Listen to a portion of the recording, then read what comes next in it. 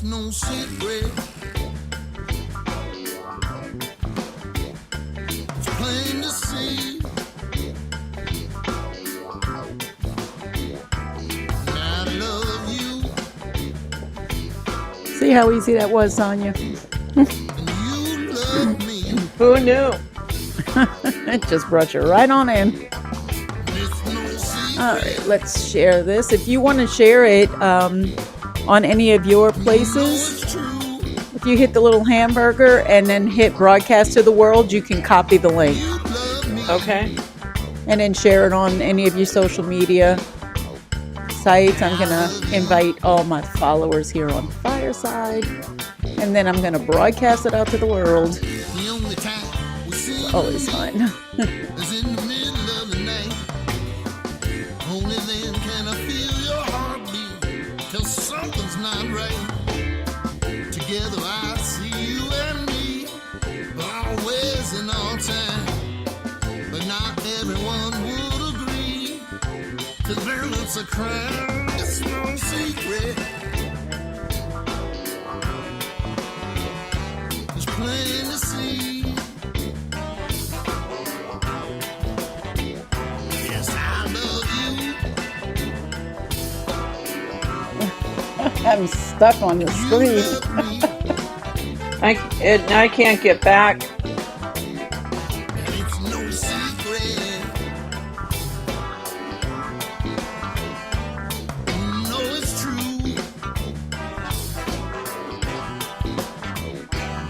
You love me. If you I'm gonna have to swipe go out and close the app, yeah, you might have to close the app and come back in. I don't know. It's wigging out.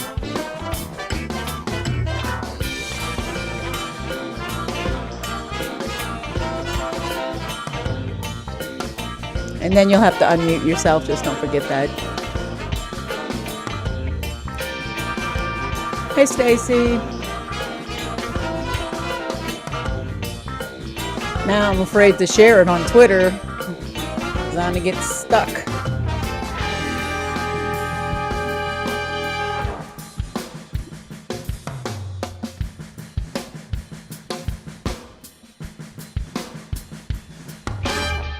Each day I think of you, looking for some sign that you feel the same way too. And I know you're mine.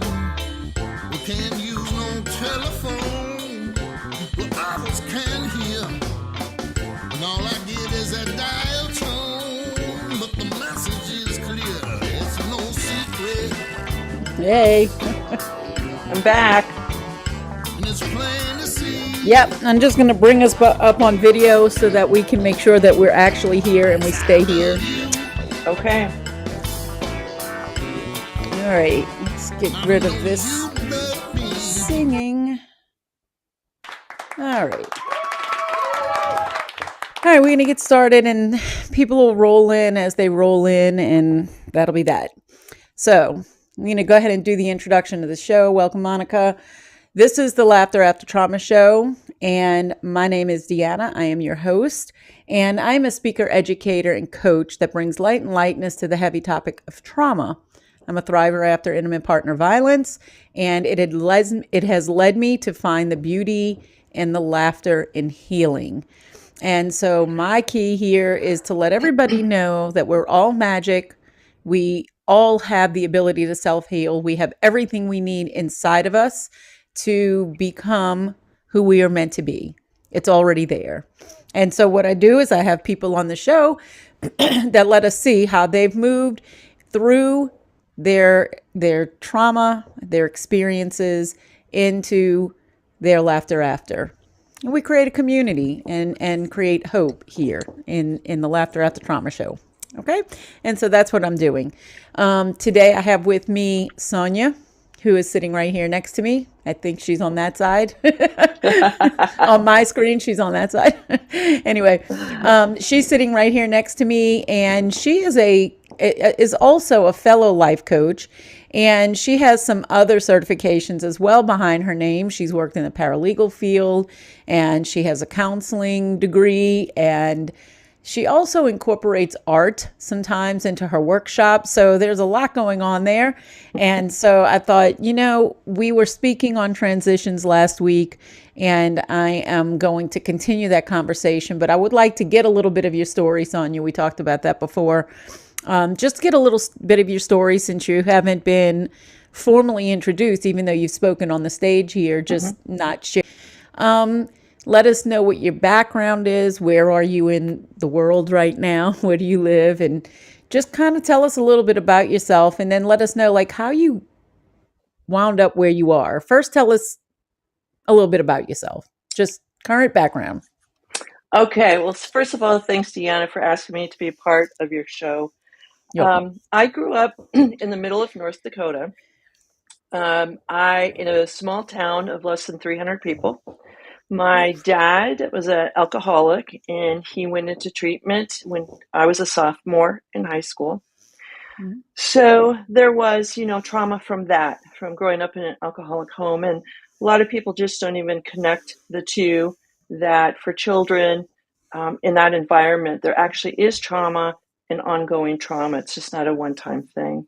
Mm-hmm. So after I graduated high school, I went to University of North Dakota. I did get a bachelor's of science in social work. And then also I minored in addiction counseling, because that was my goal, is I wanted to help other people go through. But I realized that I was really not in a healthy position to help other people yet. And then I got sidetracked, started in retail, which eventually led me to Phoenix. Then I took a career change, became a civil litigation paralegal. I did that for 24 years, and I retired from that a year and a half ago. And during that time, I became a certified life coach because I wanted to get back to what my purpose was. I finally understood my purpose. I went through a lot of therapy, EMDR therapy to deal with the trauma. And part of that was, right before I went into trauma, I had so much anxiety. Deanna, I could hardly function by the end of the day. I'd come home in one of our rooms. My wife and I live in Phoenix, and I would turn off the lights, lay flat on my back, and just try to breathe and will that anxiety away, and it wouldn't go. So then I started to turn to doodling, which led me to just painting, just painting, nothing in specific. And then when I started therapy, that helped me process the various images and memories that were starting to come up during therapy. So that's how I got into the intuitive painting part. And yeah, there's a lot of transitions in all of that, from transitioning from a small town to a somewhat larger city, and then eventually Minneapolis, coming out of the closet, transitioning into therapy. And even part of all those transitions, even though we're moving ahead, many of us, in coming up with exciting ways to change our life and process, things that have happened, there's still some loss in that too, and a bit of grief and sadness. And I don't think people really understand that even though you're so excited about, getting healthy or meeting a goal or whatever, there's still a transition and letting go of some of that past and who you were yesterday to become, who you are today. And I don't think people realize that even the seasonal transitions, through the 4 seasons, some people will say, I don't know why, but, I get sad every end of summer. Well, yeah, you're going into fall, and there's a bit of sadness and loss of that, but yet still excitement too.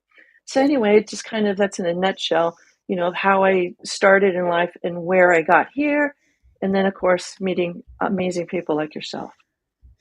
Yeah. And so, Sonia, first of all, I didn't realize. So even this, and this is what I love about doing this show, because so we've known each other through our social networks and through some of the ULA things that we've done and Clubhouse and just different places. And we've gotten to know each other through those places. But I still didn't know the story about your dad.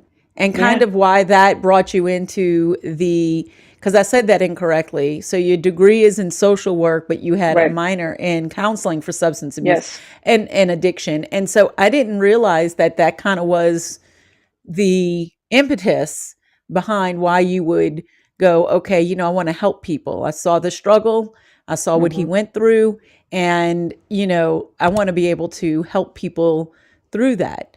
Hmm. And, that was something I didn't even know about you. So you just learn things about every, people. And, and it's transitions.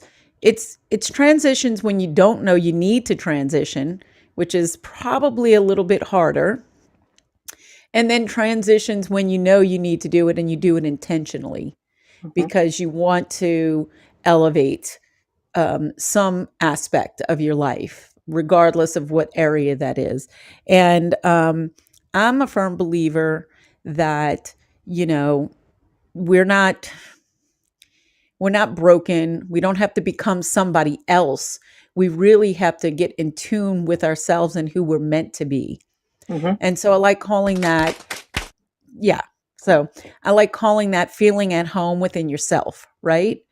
And just being comfortable, not just in your skin, which is a good thing to be comfortable in, but just feeling at home within yourself with who you are, Hmm. and knowing who you are is the beginning of that, right?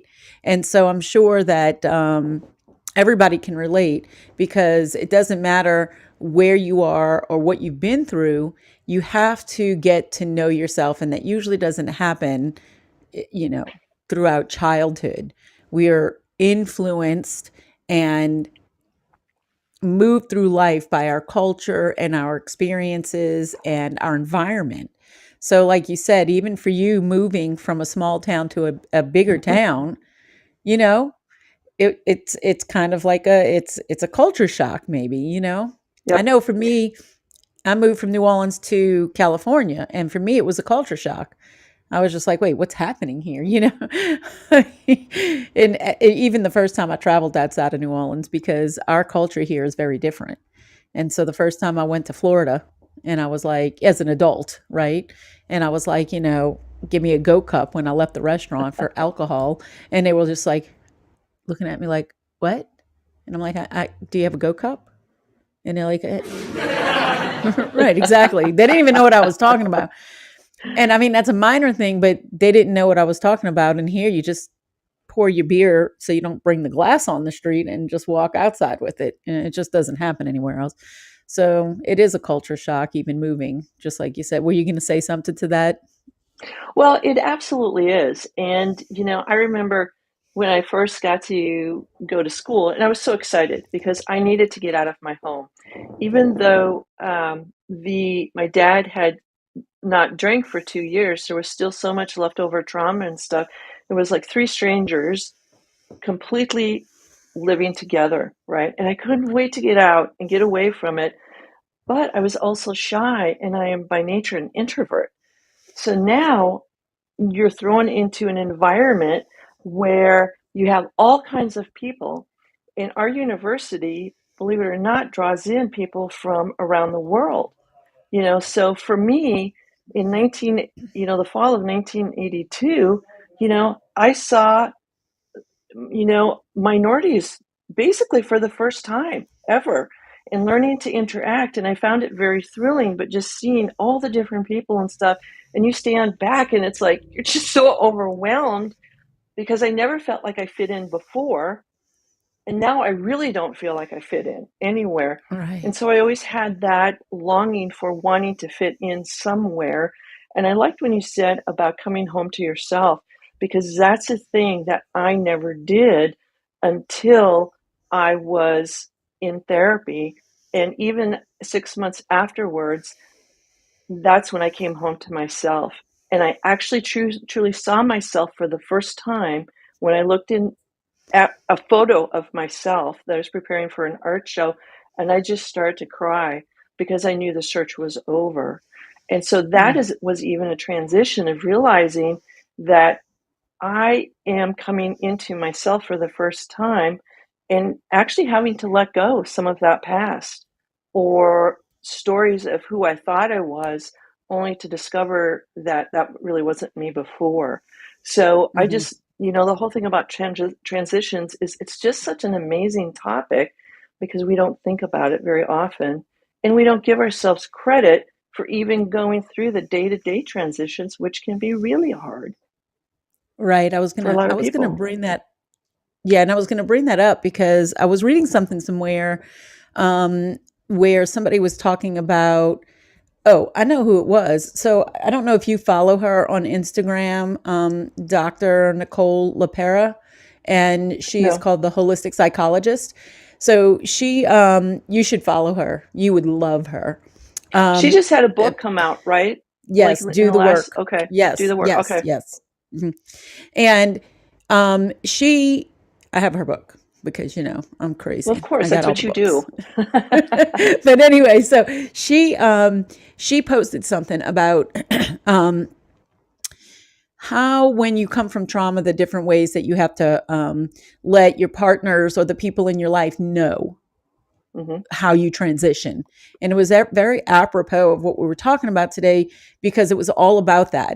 It was about letting your partner know things in the transitions, in the small spaces in life, that they need to be aware of why you're doing what you're doing, that it's not personal, but that you need that space. So, Hmm. one of the things was talking about when they came home from work and getting into the home routine and just being able to come home from work and have a minute where, and I know I'm like this, I'm an extrovert and my husband is an introvert, and it's not, he has no problems getting along, but his reprieve is to be alone, and Hmm. my thing that charges my battery is to be with my people.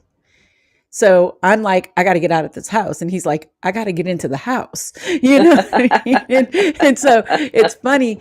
But when he comes home from work, when I'm sitting at home working from home all day and I want to spew, I want to tell him all the stuff that happened. Oh, you wouldn't Hmm. believe what happened to me today. And this person did this. And you believe this email is passive aggressiveness and and I'm going on, right? I'm just like I'm unloading and I speak quickly and I'm going a mile a minute. And he's just like, I hate you right now. You know what I Hmm. mean? So he has to, so I know this, now, but he Hmm. has to have that time for transition. He has to have that time where he can come in, follow his routine. He's very routine. Follow his routine, change, do this, put this up, take care of the dog, go sit outside for a minute on the porch. He just needs to do his things. And I need to wait until he comes back in the second time that he comes home. And then I can look, and he also is aware that like I'm going to do that, I'm going to talk, and but then he's ready for it, Hmm. right? So Yep. respecting those transitions even in these small spaces are important. And let's face it, none of us have gotten away from life thanks without trauma. So there is, Right. every one of us are going to benefit from understanding these things, but the other side of it is communicating them. So have you found where you've had to like verbally communicate some of your needs that might be different or have been misunderstood by your wife? Yes, absolutely. In fact, it kind of came to that. I mean, it came to that like when she was working too. Donna's been retired now for I think 10 years or so. That when she would come home, she would just say, "Well, I need a moment or whatever, or 10 Hmm. minutes." So, and it was like, "Well, that's reasonable. I'm tired too." But we never really, I don't think we ever really understood why that was happening. And so as we went on, we probably had like, you know, a tiff or something about it. And we had realized that it is true because she's the introvert. She's very much like you, Deanna, which is probably why she adores you. We had, taken that little, what was it, the affirmation or Yeah. positive thoughts with Jason and Jana. Yeah. And, and, No, I and I'm remember. like, yeah. And I'm like your husband, it's like, don't talk, don't even look at me, whatever. And so we have we've come around to understanding that. The most recent challenge in that is my retirement. She Mm-hmm. was so used to being home for 10 years, doing what she wanted to, whatever. And now we're both at home, and we had to sit down and really talk about what is it that we need in those transitions, even throughout the day. And so let's talk about this for a second, because what a big transition retirement is. Yes. And so I'm wondering how Donna handled the transition, first of all, of retiring, because she retired before you. So, how Hmm. she handled that transition, just from your viewpoint. But then you've transitioned into it, but you're not really fully retired. You are coaching. So, you're Right. working, but just kind of from home. So, you're home. And I get this. My husband had surgery. And so I work at home. And then he was home 3.5 weeks, all day, every day. And I'm like, I feel like you're in my space. Yes. And I that's actually exactly. wrote about it today in my Oh, did I you? wrote about it this morning in my gratitude journal. It was like I'm grateful Danny went back to work today. That's mean. It's not because I don't miss him. I miss him when he's gone, but and we communicate during the day, but it just felt weird that I even wrote it like that. I said it's weird that I need him to be out of the house because I feel like I can't focus on my work. Yeah. I feel like, I don't know, like I want to communicate, I want to do this. I feel a little more scattered, and I'm already a very easily distracted person. I have not been diagnosed with ADHD, but I'm pretty sure it's there. And so and so it takes a bit. It just takes and so when you have those things and it disrupts it, it just makes it, like, anyway. But yeah, so how talk to me about those transitions, because we're not quite there yet with the retiring. Yeah. So, I tell you, I think that took me by surprise. It's like we've had to learn to communicate over the years. Let's see, we've been together 25 years now. So there's been a lot of practice in communicating. And, Donna just finally said, you know, um, well, she got upset with me one day, and I knew that really wasn't it. And my thing is always like, what's really going on here, right? And so she said, I need my space. You're here under my feet all the time, even though most of the time I'm in my office. It's just, right. I guess, feeling that other person's energy. And Uh-huh. I think that we're still working on that.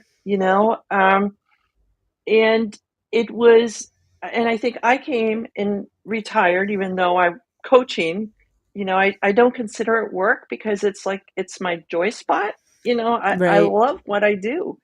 Um, and so it's like, I just want to, go up to her all the time and say, I'm here, I'm here. Isn't this great? Isn't this great? And she's like, back off. I'm not touching you. So, I'm not touching yeah, I'm not touching you. So, yeah, it's been some ongoing communication, you. Mhm. and really observing to what the other person's behavior is like. You know, Yeah. are they And I trying to think be a little standoffish? And, they tell you. right. And I like the fact that you have some experience in this area to not just take it personally right off the Hmm. bat. Um, because I think the under your feet thing, it could be just as simple as you both wound up in the kitchen at the same time and you're Yes. bumping into Hmm. each other, or, just simple things like that. Or now I got to go, oh, hey, are you hungry? Do you want to eat lunch? You know what I mean? Whereas before it Right. was just like, I just do what I want when I want, and I'm moving through my day, and, I Right. might throw a load of clothes and do this and that and grab my lunch and sit back down for a Zoom and just, and now I feel like, oh, this or that, or same Hmm. with him. Like he's home and he's like, did you eat? That's always the Yeah. thing here. We live in New Yeah. Yeah. Orleans. Did you eat? Did you eat? Yeah. Should we be So, doing everything together? Oh, and we also had that conversation too about, well, are we becoming too codependent?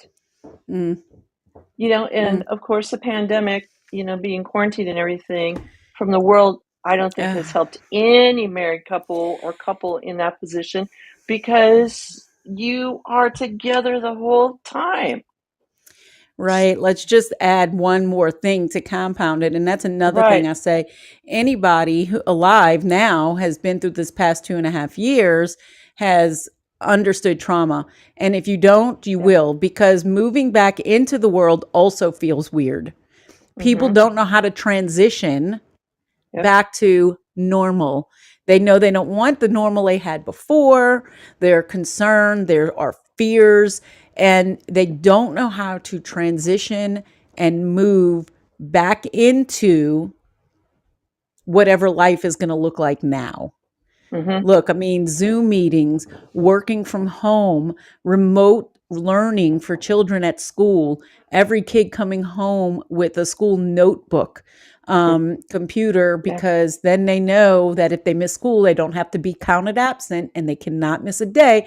And all of these things that have been born out of being locked in, not to mention the heaped on additional trauma of already strained relationships, people Mm-hmm. being locked in with abusers, whatever, all of that escalating as well. And it just, we didn't escape it. We haven't escaped No. that. And if you haven't felt the change, you will. So a lot of us worked through the pandemic, right? I still worked. My Yep. husband was an essential worker. He never stopped working. We just worked. But it was the way it was working, having to go and have masks on and testing and all of those extra efforts. Every time you sneezed, you had to take a test, it was all these extra things. And then when things gradually kind of opened back up and we're getting back to no mandates, Mm-hmm. people don't know how to move about in that. And we're like, well, we've been used to you not bugging me. And now I've got people bugging me again, So it's just Yep. either way you look at it, it has been a transition. Right. And, And there's also the very hopeful and refreshness side of this pandemic too, because a lot of people, once they were working at home, they became quiet enough within themselves to know that what I was doing before is no longer working, and I need to figure this out because I am not going back there. Whatever that is, whether, now they've figured out that their relationship is simply not working, or they don't like being around their kids all the time. Not that they don't love their kids, but, it's another, source of stress. And especially with the job situation. So people have been doing a different kind of transition too, where people feel a sense of loss for the old, but yet they totally want to go forward because they know that they don't want to go back there too. And that's yeah, been I think, interesting. yeah. And I said at the beginning of all of the lockdown, I said, this is like the great pause. Like, is the universe saying that we need to Mhm. stop and look, take note of how we've been moving, how we've been living, and how we've been moving through life? We don't always, when you're going, you don't take notice. Mhm. But when you're forced to stop, all of a sudden, now you can see what you've been plowing through and not taking note of. And one of the things I think that became blatantly clear is that we were not prioritizing the things that should have been prioritized and that really matter the most. And universally Yeah. to us, prioritizing things like taking care of ourselves and, making sure that we can sit quietly. How many people I can't even count, and I'm sure you can't Mhm. either. How many people have talked and said when you're coaching with them that they can't sit still, they can't sit quiet, they can't quiet their Mhm. mind.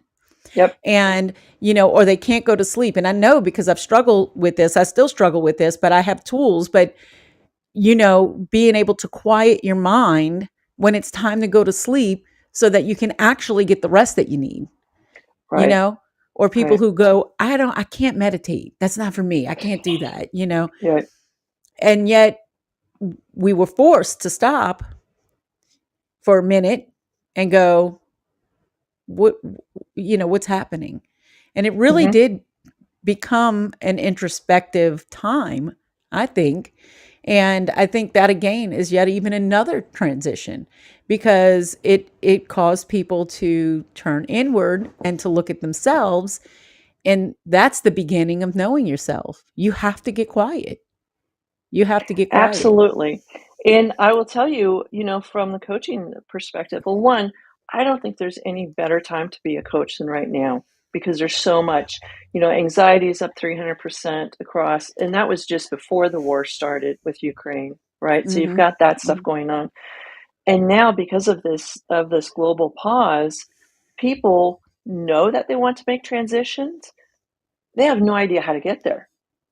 No idea how to start, and like you said, it's for the first time so many people have got this monkey mind stuff going on.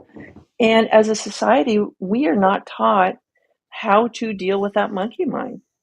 Mm-hmm. Our defense mechanism is to push it away, try to avoid it, and that brings all other kinds of problems upon us. So this is just as frustrating as the time this is kind of really an exciting time too, on many levels. Yeah, I think so too.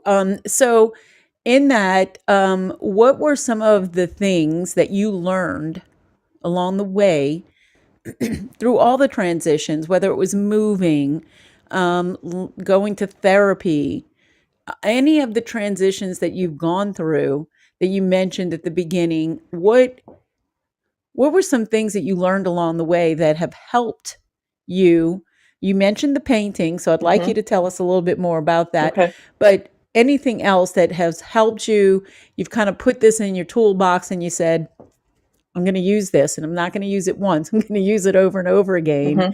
because this is something that I can count on. Yeah, it's a great question. So for me, it came down to really six things, and these six things didn't occur all at once. It was, each one kind of came up when it was supposed to. Okay, so the first one was really meditation, and I don't think I really understood what I was starting to do was a meditation because all I was trying to do was breathe through the anxiety.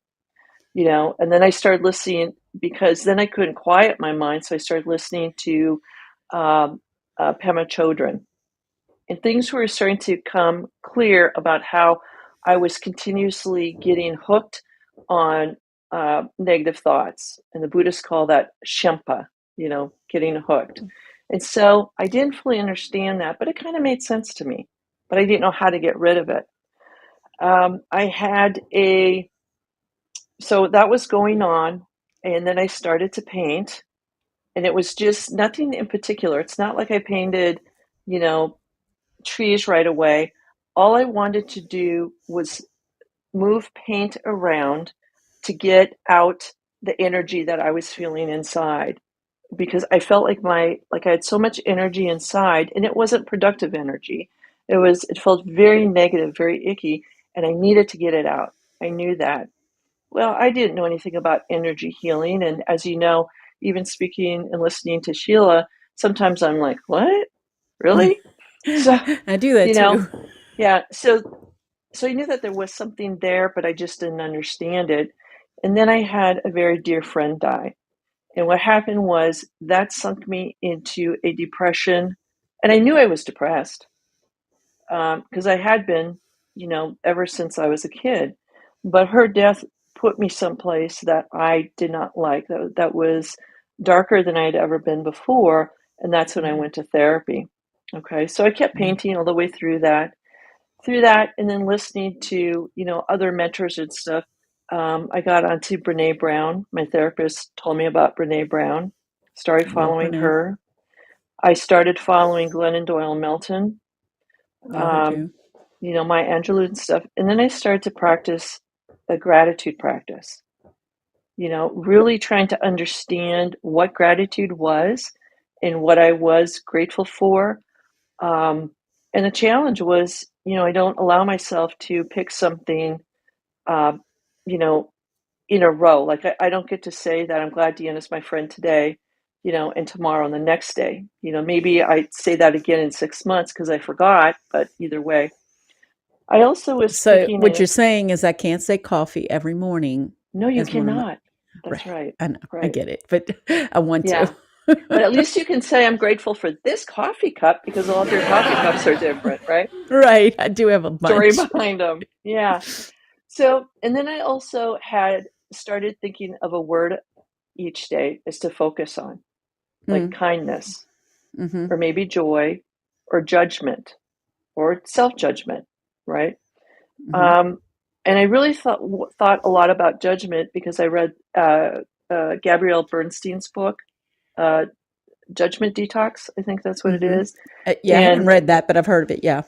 yeah, and it really made me think about and question, am I just having an opinion, or am I being judgy? So I Mm. was doing things like that and with gratitude. And then an intention of the day, my intention might be to practice kindness.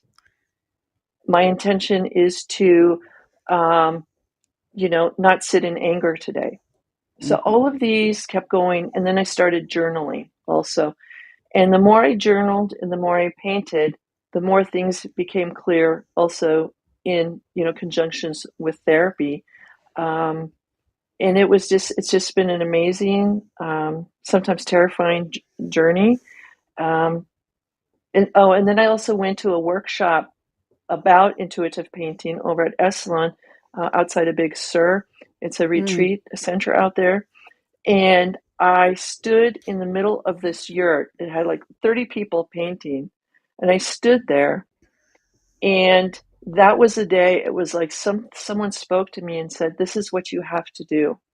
You have to be able to help people get back to their intuitive self, because it's the intuitive self. We do carry our answers. It's just that we let society's rules get in our way. We let our past experiences, sideline us. But the answers truly are within if we learn to listen. And Yeah. so that was kind of the big thing, was establishing every day those 6 practices, and even doing a creative act every day. And if that means doing a 5-minute doodle, that's Mm-hmm. it. And Yeah. then sometimes it's 3 hours of painting. Yeah. And I love that. So, can you run through them in bullet points so that we have Hmm. them, just psh, psh, psh, psh. Okay. Um, Gratitude practice, word of the day, intention of the day, um, journaling, Mhm.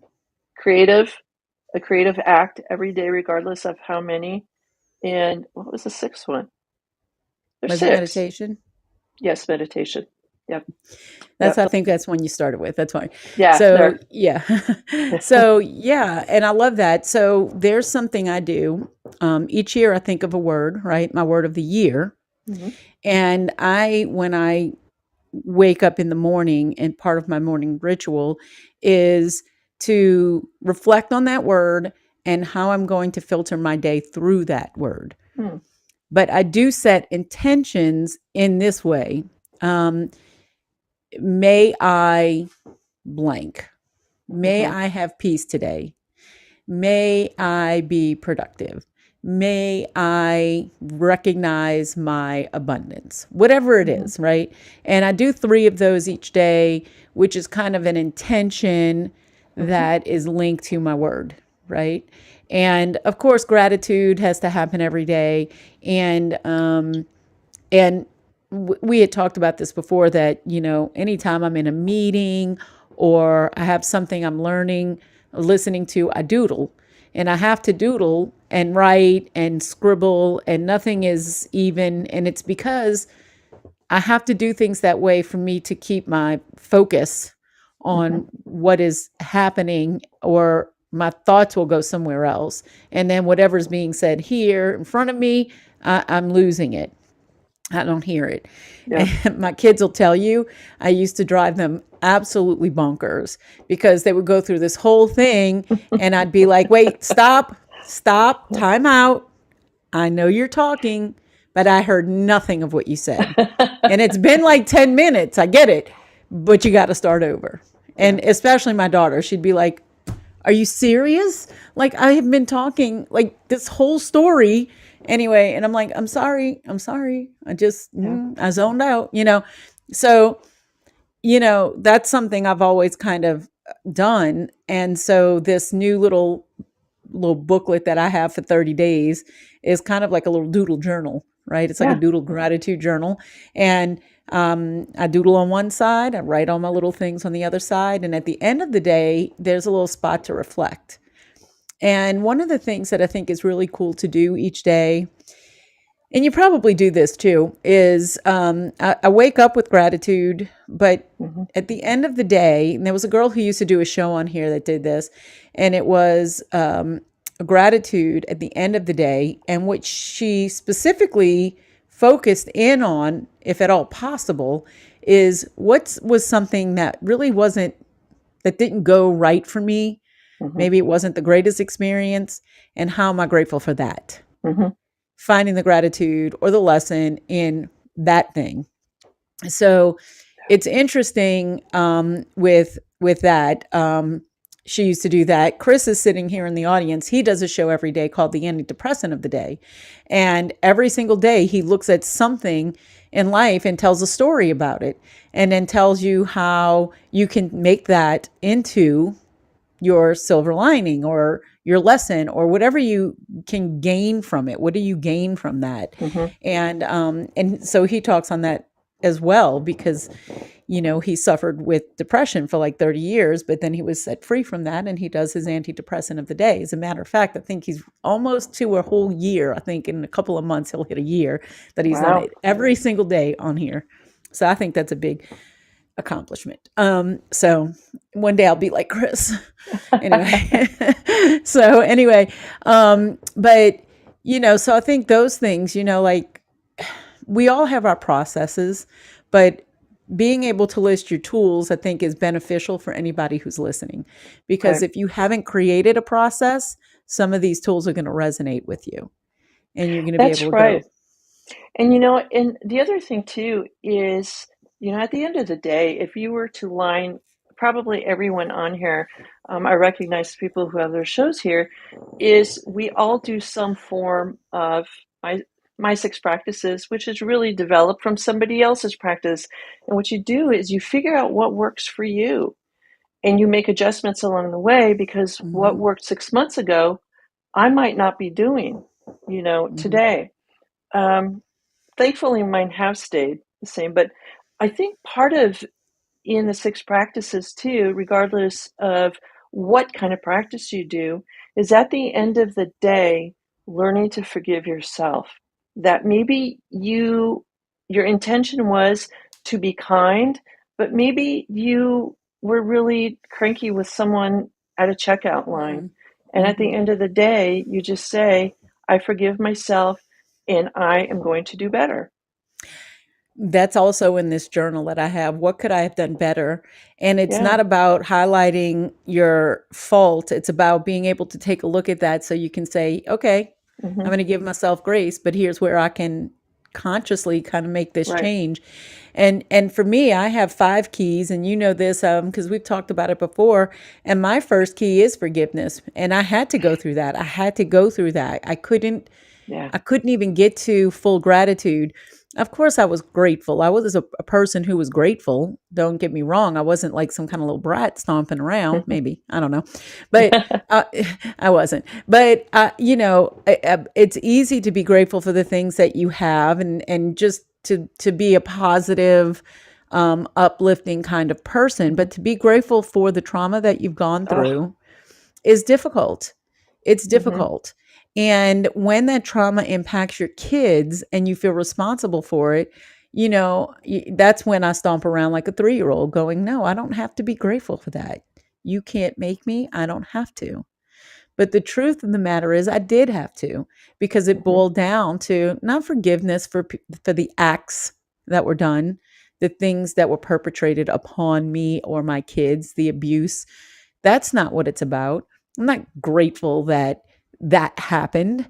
Right. I'm grateful that we came through it and I came to this. If it weren't for that, I wouldn't be coaching, right? If it weren't Right. for for the divorce, I wouldn't be here going, "Oh, I feel like I have something that I can give to others that's of value to help them understand how they can dream and design their life and become who they are meant to be." But I had to go through forgiveness, and it landed on me, Because after I had understood, okay, here's what forgiveness means. It's not absolution. We don't have the ability to absolve somebody from their wrongs, but it's about letting them go so that they're not taking up space in my world anymore. Because I'm living in anger and resentment, and they're off living their life. They're not worried That's about me. right. And it's a choice. It's a choice of learning what serves you and what doesn't serve you, and who is a person that you want to be. Now, I Right. tell you that there's another component in there that actually came to my putting together basically the 5-year plan so I could retire. And when we don't know what we want, or we're searching for something, looking for something, my belief is we're really looking for ourselves, our inner place, coming home to yourself, like you said, Deanna. But part of that is we lose a sense of what our values are over time. You know, we can say we start off with the values of our parents, you know, good or bad, doesn't matter. It's, you know, we got to start somewhere. But what happens is then we go out in the world and we kind of are conscious of those values, but a lot of us are not. And you go through life and you have these experiences, and one day you wake up and you're like, I'm so unhappy. This is not what I planned or what I thought it was going to be, right? And some of that Yeah. I really believe stems back to that we've lost a sense of what our values are. And so Hmm. going through an exercise of knowing what our values are, and then applying that, you know, to the 7 key areas of life, like we use in the framework or the ULA framework, and see, are we truly living those values? And Hmm. chances are, if we are suffering, if we are not happy in some way, we're really not living those values, in addition to the Hmm. fact that we might have some healing to do as well because of past traumas or whatever happened to us. Yeah. And I call it an you're not Yes. incongruence with yourself. You're not. So anybody who is doing one thing and then fighting themselves over it because they think they really want to be doing this thing, or they're not invested in this thing, but they say, oh, Hmm. well, that's the right thing to do, when what they feel is this. And you can apply it to Yeah. pretty much any situation. And when you're not in that, there's a discord, there's an internal discord. Hmm. And until you bring that into alignment, you are going to be in a place of chaos. Yeah. Chaos is going to be happening in your life and around you, because the energy that's going is in discord. No, but people don't know what to give back to you, right? That's You right. want Because that. that congruency of those values is what is the map to your life. You know, that those are your guiding posts. And when you don't Mhm. understand that, oh my God, we're all over the board doing weird stuff. You know, Right, a lot of it's right. not good. Yeah. Right. Right. And so that puts out to other people, because all we're doing is putting out signals to other people as to what we're looking to get back from them. And we're Hmm. wondering why what we're getting back, and the people that are coming into our life, or the things that are going on, are all, these things that are creating chaos or crisis. Yep. And the reality is they don't know what you're looking for, because you're Hmm. sending out mixed signals, you Right. know? So listen, before we go Yep. on, because we're getting close to the end here, if anybody would like to come up and speak and add your thoughts, maybe tell us some of the things that you use, some of the tools that you've gathered over time, we'd love to hear from you, or just come up and ask questions, whatever. We'd love to hear from you guys, so don't be shy. So, with my 5 keys, with forgiveness having to be first, I still had to, that's what I had to go through to be able to truly understand what it meant to be grateful in everything. Hmm. And then the gratitude came in those things. And as I moved through life, when things don't exactly go nicely, I can still find a place of gratitude in that. Right. Even when you experience loss or grief, you still can find a place of gratitude inside of that, even if it's just having been able to be a part of that relationship for however long it was. Hmm. And I'm going to be talking a little bit more about that on Friday because we're doing a little small tribute show, a little pop-up show for somebody we lost here on Fireside. So, and it kind of hit me hard, and it was something that I just didn't expect to hit me that way. And so we're going to talk about it some more. But then on top of that, that negative self-talk was that was the third thing that I had to really focus in on. And Yes. some of your keys were things that I did, like learning how to sit still and meditate. It was really hard for me. It took me a long time. I had to start with like 5 minutes and be very, very intentionally grounded and undistracted. And I had to do guided meditations because I needed somebody walking me through it. I couldn't do it at first, Yeah. just on my own. Well, it's uncomfortable because you hear really truly for the first time hits your heart the negative self-talk that Hmm. you are giving yourself, and it's very painful at first, but you learn to just let it go on and Hmm. flip thoughts. Yeah. Right. Originally, it was a thing that it would come up, and I was being so self-critical that I felt like I was spending my time in the criticism, Mm. and learning how to take that criticism and kind of make it existential, Mhm. putting it in a thought bubble or, a cloud, and just observing it like it's on the outside, and just understanding that we are not our thoughts. Thoughts come and go. Yep. And it took me a long time to, we raised, at least me, we were raised that you are what you're thinking, but Mhm. you have the ability to think what you want. And that's the part we make it seem like our thoughts are the things that come first. No, we actually create the thoughts. And so being able to just get to a place where I could kind of rein that in, it took a lot, but that was my third thing. And then of course Mhm. self-care, and then self-love, which people don't think are different, but they are, Yep. and one proves the other. Like if you're not taking care of yourself, you definitely don't love yourself. But love is an internal job. Self-care is the things you do that show yourself that you love yourself. I don't know. Yourself. I'm saying that a lot. But you see what I mean? Like, Yeah. it's the actions, and love is the inside job. And but it leads to that, by eating right, or by taking the walk, or by sitting in meditation, or by creating your morning routines and rituals, by doing all of the things, your journaling, your creative, intuitive painting, all of the things that you're doing, those are things that are caring for your needs, and it's proving to you that you love yourself.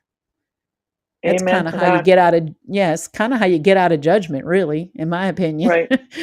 And it's how you Well, get out of judgment outside too.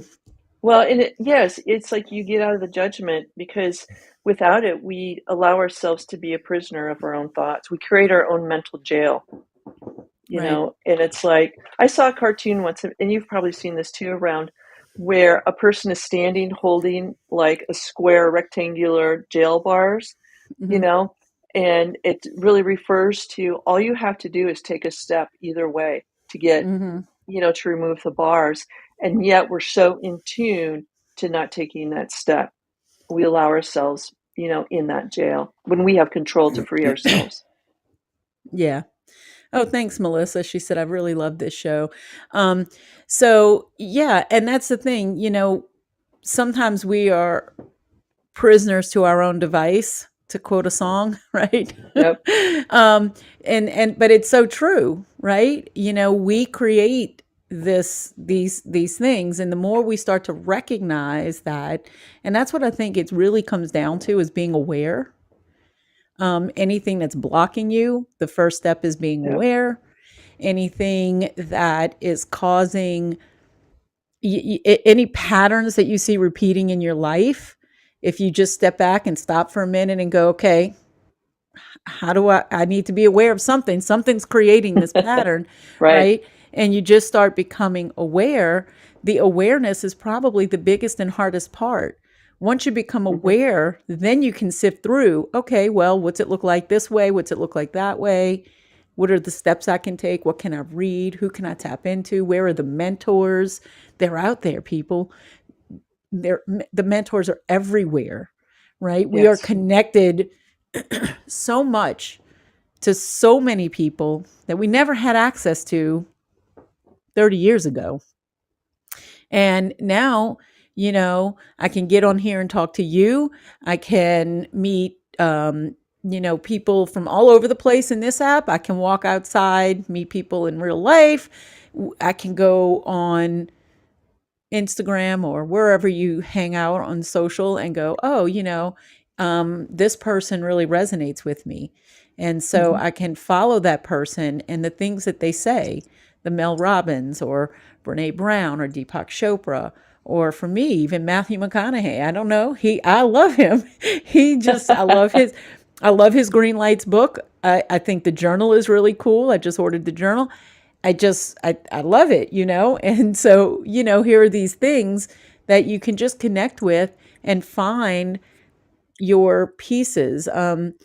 Melissa, when she was on the show, talked about how, so she lost her son right before he graduated from high school. And she talked about how one of the things that helped her, and she said it sounded so stupid, I didn't want to tell people, was reading the memes, the inspirational quotes and memes. And she said, I would take those things that resonated with me and that made sense, and I would save them and keep them because they helped me. So that person, whoever shared that quote, whoever read that book and then said, oh, you know what? People need to hear this. And they stuck it out there. And then that person had an impact on her life to get her and transition her through a period in time that we should never really even have to deal with. But here she was. Right. And so I do think that, right now, like you said, it's such a great time with just the way things have changed, the way things are transitioning, the way people are becoming aware, and the access that we have to all the things that we really need. So I think Absolutely. it's beautiful. Anybody want to come up before we get finished? We got 3 minutes. Yeah, come on up. No, everybody's always so shy. I don't know there's if words it's just of wisdom in the audience. I know. I mean, Chris is sitting down here and normally he'll pop up. He always has words of wisdom and jokes. But I mean, he might be busy, or Deborah. Deborah just joined us. Hey, Deborah. Hey, Melissa. She's coming up. At least she'll come up and chat. Hey. Hey, I don't want to be on camera. Okay. No, but it's true what you said about those Facebook memes, and I just read something today that Amy posted, what to say instead of certain things. And the one thing I love and that I'm learning to say, because I'm really bad at this, is, well, you need to do this and this and this, like my daughter, let's just say.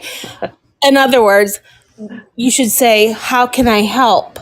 That's really terrible. I'm so sorry. How can I help? And I find that opens conversations with almost everybody. Right. And that's just the thing I learned today. And I'm just sharing that, with grief, with, transitioning, because good Lord, everybody knows I'm transitioning all the time. I've got so much going on in life. But that phrase, how can I help, has opened more conversations for me, than I ever would have imagined. And I just thought I'd just throw that out there. I don't know if it fits, but it really affected me today. And I have been using it, and it's a good phrase. Instead of telling people what to do. Yeah. Right. In other words, even though we know what they should do. Joke. But we know that you know what we should do. I know you. Oh yeah, I know. But now she's not bossy at all. I'm not bossy. No, not at all. And but now I have learned how to say it the right way. How can I help? Right. And the thing that I like about that, which is so cool, is it's letting people know that you have something to offer, but you're inviting them in to see if they want what you have to offer. Exactly. Right. We're so quick to just give advice as though people Right. always just want our advice. Yeah. And sometimes they're looking as at us told like, to me I didn't by ask for my this. daughter, Mom, I just want to vent to you. I just want to tell you this. I don't want anything from you. But when I now say, how can I help? The conversation becomes completely different. Right. It allows her the opportunity to decide, yeah, you know what? Maybe she does have something to add to this that's valuable. She's lived longer and maybe she knows something. And if she Maybe. does, maybe. And if she doesn't, then she'll say, no, I just wanted to vent. And Yeah. because maybe she in the back of her head already knows what you're going to say. And that's probably true too when it's your That daughter. is probably true. You know her. And yeah. And so that'll happen, and I mean, and for the people who are listening, her daughter is not a child. Her daughter has a 12-year-old 13-year-old 13-year-old kid. Oh. So, right. So she's Right. not, just in case y'all thought we were talking about. Right. And so that's just something about those Facebook little memes that I still go to them because they do really help me. And they have helped me. Yep. You know what else I think is a key component of that too is they are short quips Yeah. that you can take away right now and do something with and internalize it. Absolutely. It's not a book that you have to read. It's not Yeah, because that's not going to happen. I'm ADHD. I will admit it. But but those little things I can take away and apply it to my life, and it helps. I love it. Okay. All right. Well, thanks for sharing. Thank you. You can hang up here if you want to. Okay. How do I? You can stay. There you go. Anybody else in the audience want to add anything to the conversation? Invite yourself up. Sonia, was there anything you wanted to reply or respond to that? No, first of all, Melissa, I'm very sorry for the loss of your son. I can't even imagine. My wife and I do not have children, and I just can't imagine. So my heart does go out, to you. But also, kudos to you and how proud I am of you in finding the inspiration in something that is really kind of simplistic. For me as a coach and just as I think trying to be a good human, I want people to find the inspiration and encouragement and help wherever they can find it, as long as it's positive and has a positive effect. And I don't think anything is too small or too big. I don't care how we get there, just so we get there. And you're getting there. You really are. And I just think that's a really cool thing.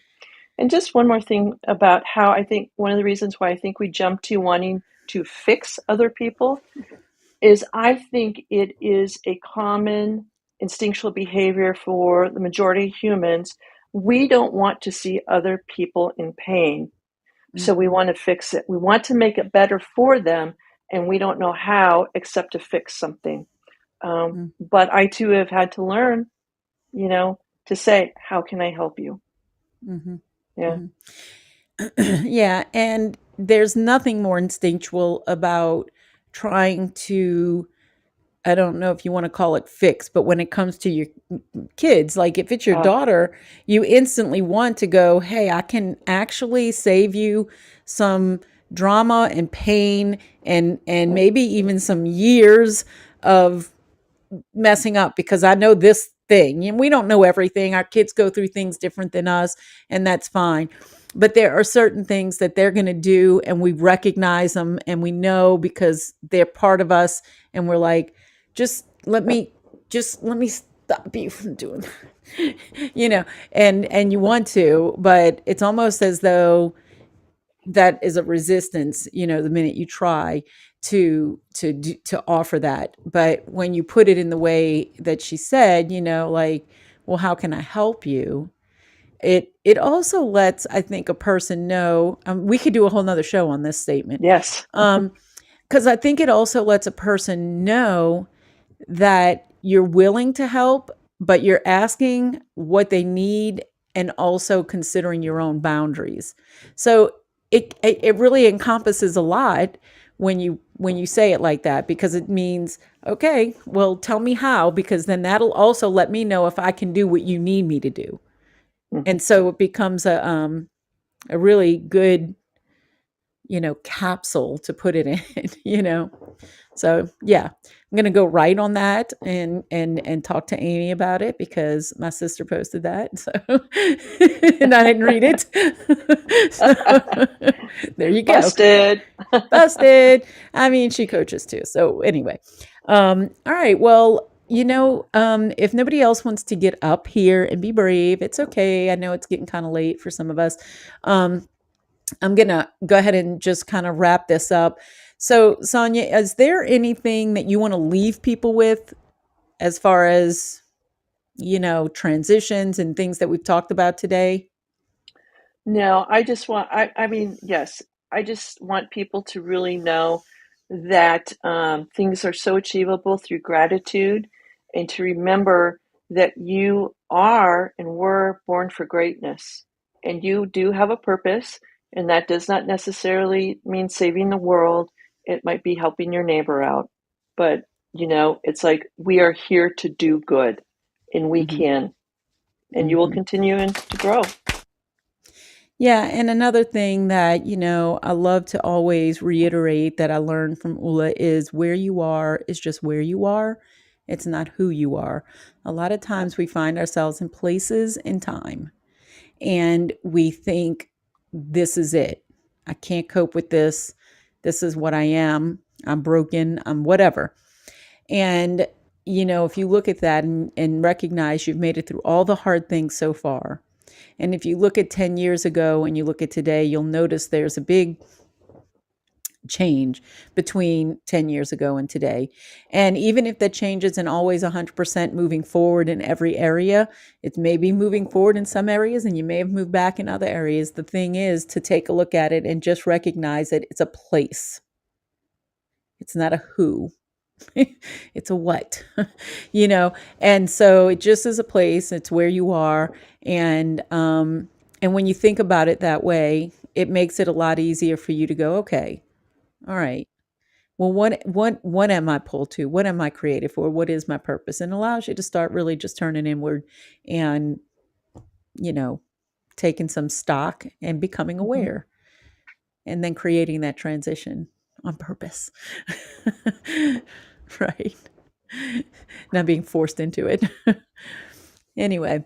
All right. Well, I don't think I have anything else. If that's all you have, I'm going to wrap us up. Okay. Wrap her up.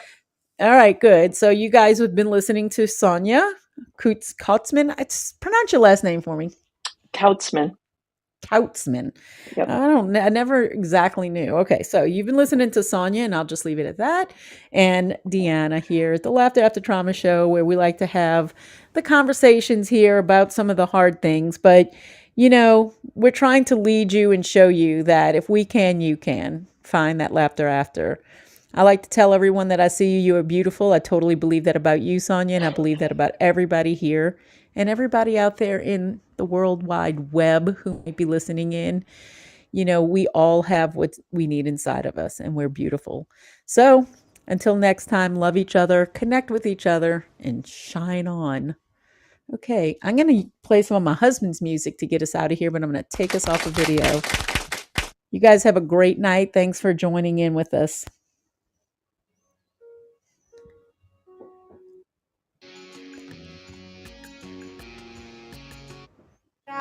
For simply not the only genius prize you find. Don't you like this kind?